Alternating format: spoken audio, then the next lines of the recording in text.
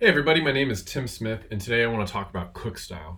We recently made the release of Cookstyle 5.3, and I want to go over all the great stuff that we're adding to Cookstyle and give a little bit of a brief background on exactly what Cookstyle is and why I'm really excited for that and what that can mean for your infrastructure.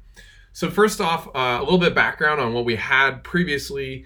Before the development of Cookstyle, we had kind of two different linting utilities. You had Rubocop, to do Ruby linting. So that would be like how you did spacing, what your commas and quotes looked like, how you set up arrays or if statements, all the things that were in your cookbooks that were based around Ruby. It would lint those and make it easier for your coworkers or other people out there to read it.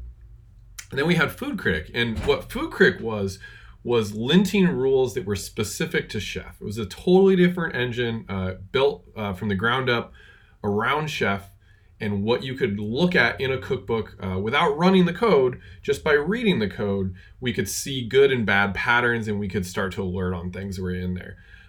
What Cookstyle is kind of bringing both those things together.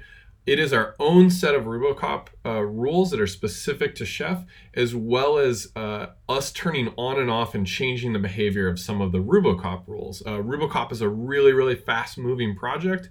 They're constantly adding new cops, and we're just deciding to turn on a subset of their rules so that we can give you a really nice target that doesn't move so much. We don't want every month for you to have new things that require you to autocorrect your entire infrastructure. It's really great though. Like I said, it's based on Rubocop. We get all the great things of having this really, really active project out there. By using that, we get all that great development. But it is specific to Chef now, right? It can actually look at your cookbooks and do autocorrecting based on that. So we have a new release. That's 5.3.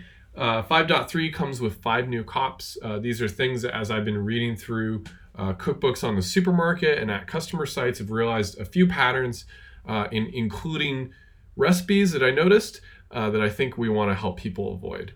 Some things that are just legacy and some things that are just totally unnecessary at this point. So for that, I created a cookbook.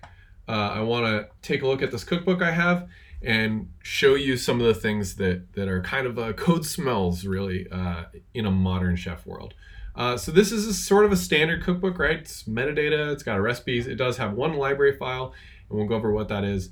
But for the most part, it's just doing some includes based on different platforms. So we have this case statement that checks our platform family, and then we're doing the following things. So when we're on Windows, we're going to include this Windows default recipe, and I put comments above all the things to kind of explain why they weren't necessary anymore.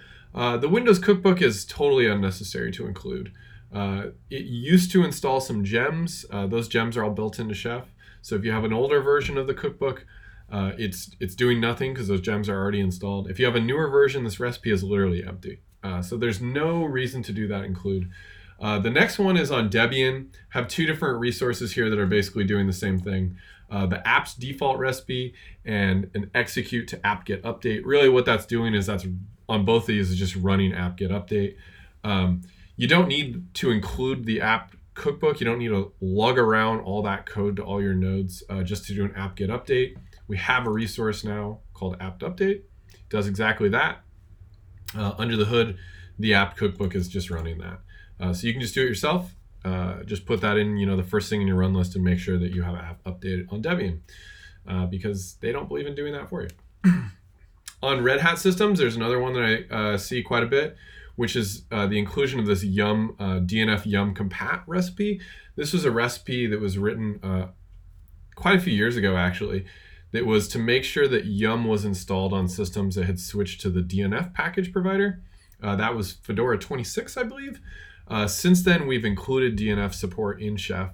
So there's really no need for this. If you have a system that has DNF but doesn't have yum, something like RHEL 8 or a modern Fedora system, Chef will just do the right thing. We'll execute DNF commands and it'll work just fine. So there's no reason to do that. And then the last thing I wanted to look at here is this is a Chef Spec matcher library. If you were writing Chef Spec, which is Chef's unit testing framework, if you created custom resources in your cookbook and you wanted to write specs that would match on these things, you could create these little helper methods, and this would be like create file system, enable file system, mount file system. You could call those within your specs, but you had to create one of these matchers first. They're totally boilerplate. There's a pattern to it.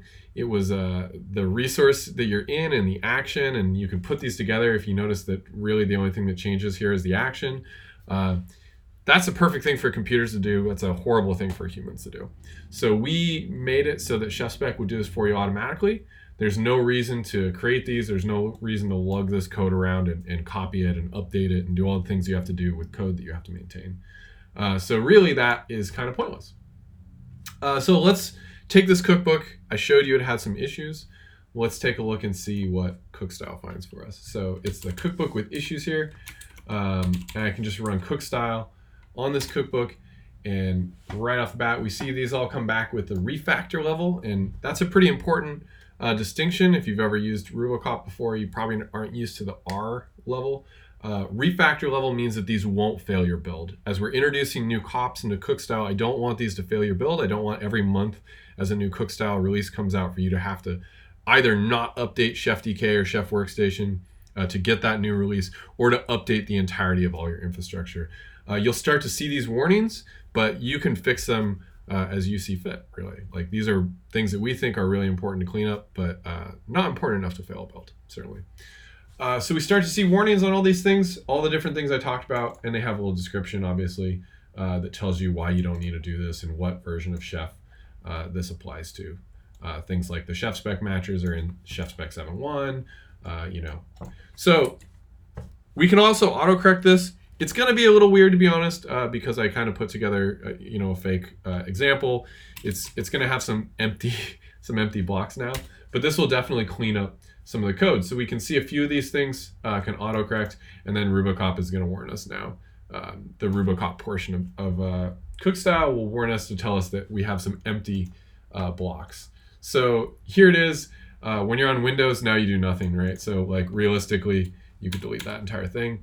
When you're on Debian, we can't autocorrect this because a lot of people use notifications to notify these executes. I would suggest doing that still, but you're going to need to do that by hand. And then rel autocorrected that away as well. So basically, this kind of gets simplified. This case statement gets simplified to this, but realistically, you can make this more like this. Right? We're just going to check to see if we're on that one platform family, and we'll do those things there. So we took that whole case statement that was doing a bunch of different recipe includes, and we got rid of it because none of that was necessary anymore. On the matcher side, we deleted the whole matcher. Why didn't we delete the file? Well, there might have been other things in the file. So we didn't want to delete the entire file, but realistically what you can do now is just delete that whole thing because it's a totally unnecessary file. And that is some good simplification that we got. Your cookbook runs will be a little bit faster. You'll have less files to sync down. You'll certainly have fewer dependencies. This cookbook no longer depends on that Yum cookbook, no longer depends on the Windows cookbook. If you had those dependencies in your metadata, specifically on this cookbook, you could take them away. And that would be a great win. You wouldn't have to pull that code down to all your nodes. And this makes things, you know, just a little bit easier to reason with. We've got more Cookstyle releases going on. The goal here is to fully deprecate Food Critic. So you're going to see more and more things getting released once a week is the release cadence. We've got a ton more cops coming. We have 90 open issues for cops that I want to create, things that I've read in community cookbooks and customer cookbooks that seem like great places for us to clean up old code. This is going to make it a lot easier for you to get onto new versions of Chef. And we think it's going to simplify your code and make it easier to understand what's going on in your infrastructure.